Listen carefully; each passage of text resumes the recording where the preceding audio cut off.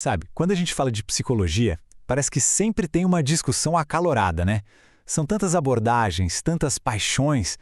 Mas e se todo esse debate for, na verdade, um sinal de que a ciência está viva, pulsando e evoluindo? Vamos ver como a própria ciência pode ser a nossa bússola para navegar nisso tudo. E aí fica a grande questão, né? No meio de tantas teorias e opiniões fortes, quando as coisas entram em conflito, para onde a gente olha? É a busca por essa resposta que nos leva a um caminho de evidências e princípios éticos que, no fundo, são a base da profissão.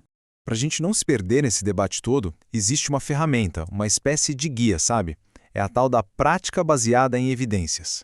É ela que nos ajuda a tomar as melhores decisões, levando a conversa para um nível que vai além do eu acho ou eu prefiro. E o que é essa tal de PBE na prática? Pensa num banquinho de 3 pernas, que precisa de todas para ficar em pé.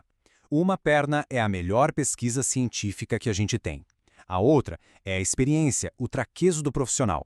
E a terceira perna, que é super importante, são os valores e a realidade da pessoa que está ali buscando ajuda. Ou seja, não é só o que o estudo diz, é sobre juntar tudo isso. E falando nisso, vamos direto para um dos maiores mitos que existem por aí. Aquela ideia de que uma abordagem com base em evidências, como a TCC, é uma coisa robótica, uma receita de bolo inflexível. É um receio que até faz sentido, mas que na prática não se sustenta. Dá uma olhada nesse exemplo aqui. A terapia de resolução de problemas. Ela tem uma estrutura, claro, com etapas definidas, só que o processo é totalmente adaptável. Pensa que é como ter um mapa. Ele te dá uma direção, mas a jornada, o caminho que você vai seguir, é único para cada pessoa. A estrutura está ali para dar segurança, não para engessar. Agora vamos entrar num ponto que, nossa, costuma esquentar qualquer debate. Aquela ideia de que quando alguém defende um modelo que tem mais evidências para um problema específico, parece que está atacando a psicologia como um todo. Vamos com calma e desmontar esse mito. Então, de um lado tem o mito. Focar em um modelo é desvalorizar os outros. Mas a realidade é bem diferente. É sobre especialização. É sobre escolher a ferramenta mais testada, mais validada para uma tarefa específica. Isso não diminui em nada a importância das outras ferramentas que a gente tem na nossa caixa. A analogia com a medicina é perfeita. Pensa só, um cardiologista que segue os protocolos mais modernos para tratar o coração não está de jeito nenhum atacando a oncologia. Ele só está usando o conhecimento mais avançado para a área dele. Na psicologia, a lógica é exatamente a mesma. Mas por que essa discussão toda é tão importante? Porque a gente não está falando só de uma preferência teórica. A gente está falando da base, do alicerce ético da profissão. Daquilo que a gente se compromete a fazer. Aqui no Brasil tem um documento que guia toda a nossa prática. E não é um livro de sugestões, não. É a regra do jogo, o Código de Ética Profissional do Psicólogo. É ele que estabelece nossos deveres e responsabilidades. Olha só o que diz o artigo 1º do Código. É um dever fundamental usar conhecimentos e técnicas que sejam, e aqui está o pulo do gato, reconhecidamente fundamentados na ciência psicológica. Percebe? Não é uma escolha, um estilo, é um mandato, uma obrigação ética. E isso é reforçado lá no princípio 4º. A nossa responsabilidade inclui se aprimorar sempre e contribuir para que a psicologia se desenvolva como um campo científico. Na prática, isso quer dizer, se mantenha atualizado com as pesquisas e aplique esse conhecimento para oferecer o melhor cuidado possível. Ok, tá bom, muita ciência, muita evidência, mas e o lado humano? Essa conversa toda não transforma a terapia numa coisa fria, mecânica? A resposta é um gigantesco não. E a razão para isso está no coração da própria prática terapêutica.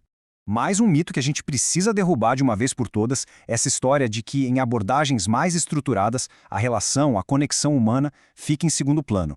Na verdade, as evidências mostram exatamente o contrário.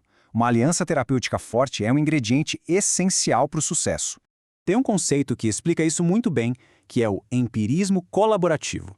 Pensa assim, o terapeuta e a pessoa que busca ajuda viram uma equipe de detetives.